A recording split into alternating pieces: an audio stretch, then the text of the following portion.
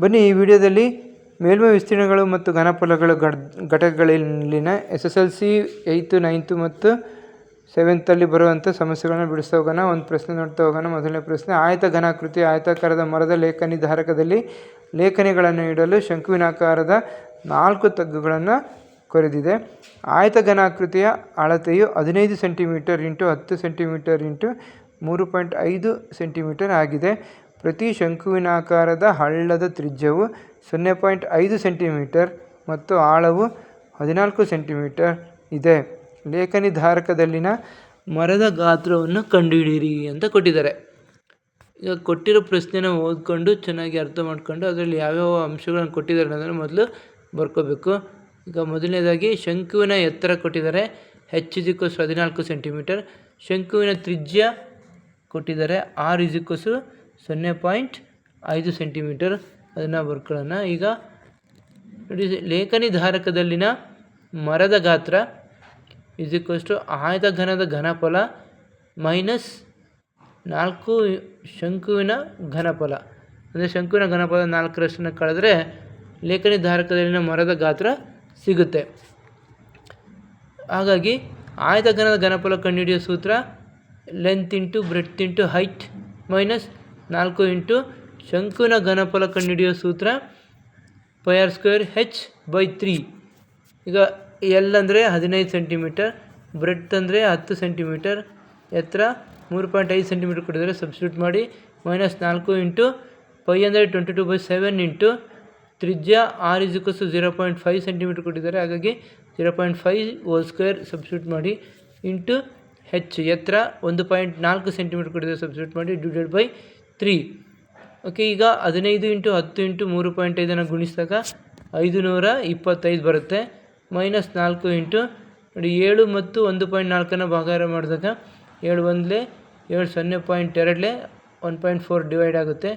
ಈಗ 22 × 0.25 ಅಂದರೆ 0.5² ಅಂದರೆ 5 5 25 ಆಗುತ್ತೆ. ಪಾಯಿಂಟ್ ಅದು 1 ಡಿಜಿಟ್ ಇರೋದ್ರೆ 0.25 ಆಗುತ್ತೆ. × 0.2 / 3 ಈ 3 ಅಂಶಗಳನ್ನು ಗುಣಿಸಿದಾಗ 22 × 0.25 × 0.2 × 4 ಮಲ್ಟಿಪ್ಲೈ ಮಾಡಿದರೆ 4.4/3 ಹಾಗೆ ಇರುತ್ತೆ. ಓಕೆ, ಈಗ 525 - 4.4 / 3 ಆಗುತ್ತೆ. ಈಗ 525 ಹಾಗೆ ಬರ್ಕೊಳ್ಳಿ. -4.4 3ರಿಂದ ಭಾಗಾಕಾರ ಮಾಡಿದಾಗ 1.46 ಆಗುತ್ತೆ. 525ರಲ್ಲಿ 1.46 ಕಳೆದ್ರೆ 523.54 ಸೆಂಟಿಮೀಟರ್ಸ್ ಕ್ಯೂಬ್ ಆಗುತ್ತೆ, ಅಂದರೆ ಘನ ಸೆಂಟಿಮೀಟರ್ಗಳು. ಅಂದರೆ ಲೇಖನಿ ಧಾರಕದಲ್ಲಿನ ಮರದ ಗಾತ್ರ ಎಷ್ಟಪ್ಪ ಅಂದರೆ 523.54 ಘನ ಸೆಂಟಿಮೀಟರ್ಗಳಷ್ಟು ಇದೆ ಅಂತ. ಓಕೆ, ಈ ಥರ ಸಮಸ್ಯೆಗಳನ್ನು ಕೊಟ್ಟಿರುವಂಥ ಅಂಶಗಳನ್ನು ಬರ್ಕೋಬೇಕು. ಏನು ಕೇಳಿದ್ದಾರೆ ಅನ್ನೋದನ್ನು ತಿಳ್ಕೊಬೇಕು, ಯಾವ ಘನಗಳನ್ನು ಅಂತ ಸೂಟಬಲ್ ಫಾರ್ಮುಲಾ ಸಬ್ಸ್ಟಿಟ್ಯೂಟ್ ಮಾಡಿ ಸಿಂಪ್ಲಿಫೈ ಮಾಡಬೇಕು. ಈಗ ಬನ್ನಿ ಮುಂದಿನ ಪ್ರಶ್ನೆ ನೋಡ್ತಾ ಹೋಗೋಣ. ಒಂದು ಪಾತ್ರೆಯು ತಲೆ ಕೆಳಗಾದ ಶಂಕುವಿನಾಕಾರದಲ್ಲಿದೆ. ಅದರ ಎತ್ತರ 8 ಸೆಂಟಿಮೀಟರ್ ಮತ್ತು ತೆರೆದ ಮೇಲ್ಭಾಗದ ತ್ರಿಜ್ಯವು 5 ಸೆಂಟಿಮೀಟರ್. ಅದರ ಅಂಚಿನವರೆಗೆ ಪೂರ್ಣವಾಗಿ ನೀರನ್ನು ತುಂಬಿದೆ. ಅದರಲ್ಲಿ 0.5 ಸೆಂಟಿಮೀಟರ್ ತ್ರಿಜ್ಯವಿರುವ ಸೀಸದ ಗೋಳಗಳನ್ನು ಪಾತ್ರೆಯಲ್ಲಿ ಹಾಕಿದಾಗ 1/4 ಭಾಗದಷ್ಟು ನೀರು ಹೊರಚೆಲ್ಲುತ್ತದೆ. ಪಾತ್ರೆಯಲ್ಲಿ ಹಾಕಿರುವ ಸೀಸದ ಗೋಳಗಳೆಷ್ಟು ಅಂತ ಕೇಳಿದ್ದಾರೆ. ಶಂಕುವಿನ ಎತ್ತರ ಕೊಟ್ಟಿದ್ದಾರೆ, h = 8 ಸೆಂಟಿಮೀಟರ್. ಶಂಕುವಿನ ತ್ರಿಜ್ಯ r = 5 ಸೆಂಟಿಮೀಟರ್. ಗೋಳದ ತ್ರಿಜ್ಯ r = 0.5 ಸೆಂಟಿಮೀಟರ್ ಕೊಟ್ಟಿದ್ದಾರೆ. ಇಲ್ಲಿ ಗೋಲಿಗಳ ಸಂಖ್ಯೆ n ಆಗಿರಲಿ ಅಂತ ತಗೋಬೇಕು. ಆ ಗೋಲಿಗಳ ಸಂಖ್ಯೆಯಷ್ಟು ನೀರು ಹೊರಚೆಲ್ಲಿರೋದ್ರಿಂದ ಅದರ ಘನಫಲ ಮತ್ತು ಗೋಲಿಗಳ ಸಂಖ್ಯೆ ಗೋಲಿಗಳ ಘನಫಲಕ್ಕೆ ಸಮ ಆಗುತ್ತೆ. ಹಾಗಾಗಿ ನಾವು ಗೋಲಿಗಳ ಸಂಖ್ಯೆನ n ಆಗಿರಲಿ ಅಂತ ತಗೊಂಡು, ಈಗ ಗೋಲಗಳ n × ಗೋಲಿಗಳ ಘನಫಲ ಅಂದರೆ ಗೋಲಿ ಯಾವ ಗೋಳಾಕಾರದಿರೋದ್ರಿಂದ ಗೋಳದ ಘನಫಲ = 1/4 ಶಂಕುವಿನ ಘನಫಲ. ಇಲ್ಲಿ n ಹಾಗೆ ಬರ್ಕೊಂತೀವಿ. ಗೋಳದ ಘನಫಲ ಕಂಡುಹಿಡಿಯೋ ಸೂತ್ರ 4/3 πr³ ಅನ್ನು ಸಬ್ಸ್ಟಿಟ್ಯೂಟ್ ಮಾಡಿ = 1/4 ಶಂಕುವಿನ ಘನಫಲ ಕಂಡುಹಿಡಿಯೋ ಸೂತ್ರ 1/3 πr² h ಅನ್ನು ಸಬ್ಸ್ಟಿಟ್ಯೂಟ್ ಮಾಡ್ತೀವಿ. n × 4/3 × ಓಕೆ n ಇಂಟು 4 ಹಾಗೆ ಬರ್ಕೊಂಡು 0.5 ಹೋಲ್ ಕ್ಯೂಬ್ ಎರಡೂ ಕಡೆ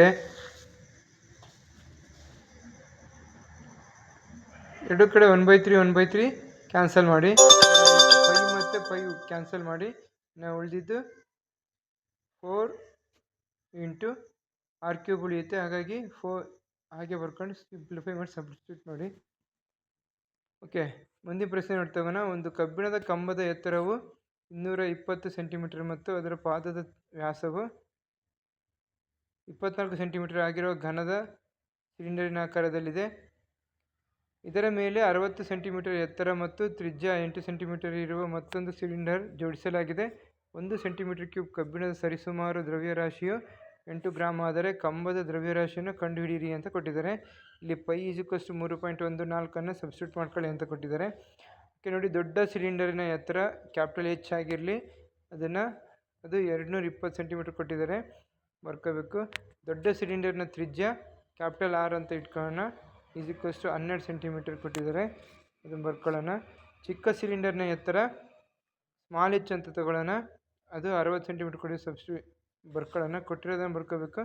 ಈಗ ಕಂಬದ ಘನಫಲ = ದೊಡ್ಡ ಸಿಲಿಂಡರ್ನ ಘನಫಲ ಪ್ಲಸ್ ಚಿಕ್ಕ ಸಿಲಿಂಡರ್ನ ಘನಫಲ = πr² ಪ್ಲಸ್ πr². ಇಲ್ಲಿ ದೊಡ್ಡ ಸಿಲಿಂಡರ್ ಮತ್ತು ಚಿಕ್ಕ ಸಿಲಿಂಡರ್ ಎರಡು ಬೇರೆ ಬೇರೆ ಗಾತ್ರದ ಸಿಲಿಂಡರ್ಗಳನ್ನು ಜೋಡಿಸಿ ಮಾಡಿರೋದ್ರಿಂದ ನಾವಿಲ್ಲಿ ಅವುಗಳ ಎರಡೂ ಕೂಡ ಸಿಲಿಂಡರ್ ಸೂತ್ರಗಳೇ, ಆದರೆ ತ್ರಿಜ್ಯಗಳು ಮಾತ್ರ ವ್ಯತ್ಯಾಸ ಮತ್ತು ಎತ್ತರಗಳು ವ್ಯತ್ಯಾಸ ಇರೋದ್ರಿಂದ ಅದಕ್ಕೆ ಬೇರೆ ಬೇರೆ ಕ್ಯಾಪಿಟಲ್ ಲೆಟರ್ಸು ಮತ್ತು ಸ್ಮಾಲ್ ಲೆಟರ್ಸನ್ನು ಸಬ್ಸ್ಟಿಟ್ಯೂಟ್ ಮಾಡ್ಕೊಳ್ಳೋಣ.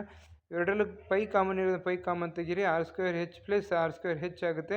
ಇದಕ್ಕೋಸ್ಕರ ಪೈ ಬೆಲೆ 3.14 ಕೊಟ್ಟಿದ್ದಾರೆ, ಸಬ್ಸ್ಟಿಟ್ಯೂಟ್ ಮಾಡಿ, ಇಂಟು R ಬೆಲೆ 12 ಸೆಂಟಿಮೀಟರ್ ಕೊಟ್ಟಿದೆ, r² ಇರೋದ್ರಿಂದ 12² ಇಂಟು h ಎತ್ತರ, ದೊಡ್ಡ ಸಿಲಿಂಡರ್ನ ಎತ್ತರ 220 ಸೆಂಟಿಮೀಟರ್ ಕೊಟ್ಟಿದೆ, ಸಬ್ಸ್ಟಿಟ್ಯೂಟ್ ಮಾಡಿ, ಪ್ಲಸ್ ಸಣ್ಣ ಸಿಲಿಂಡರ್ನ ತ್ರಿಜ್ಯ 8 ಸೆಂಟಿಮೀಟರ್ ಕೊಟ್ಟಿದ್ದಾರೆ, 8² ಇಂಟು ಸಣ್ಣ ಸಿಲಿಂಡರ್ನ ಎತ್ತರ 60 ಸೆಂಟಿಮೀಟರ್ ಕೊಟ್ಟಿದೆ, ಸಬ್ಸ್ಟಿಟ್ಯೂಟ್ ಮಾಡಿ.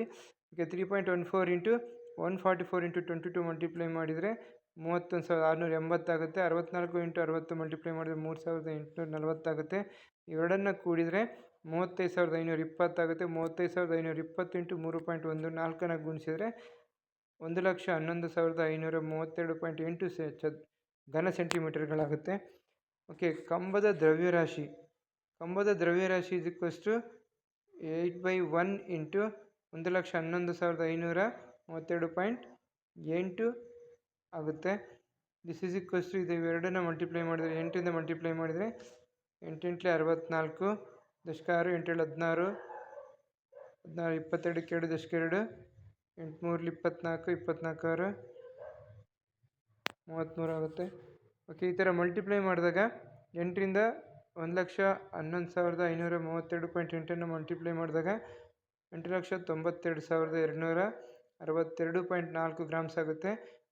ಇದನ್ನು kg ಕನ್ವರ್ಟ್ ಮಾಡಿ 892.26